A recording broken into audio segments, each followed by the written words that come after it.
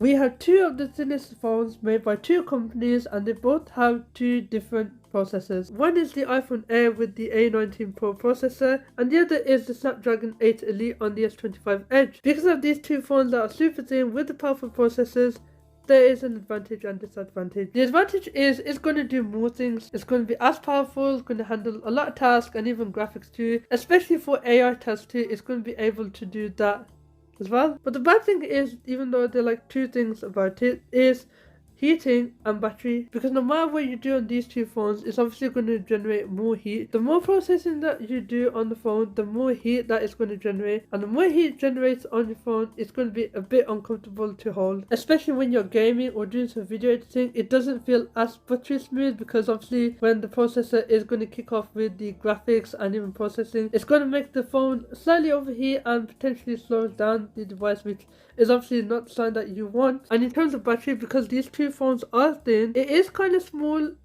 in terms of capacity, but it does mean that it's going to drain slightly a bit because of all the power that you put in the processors in.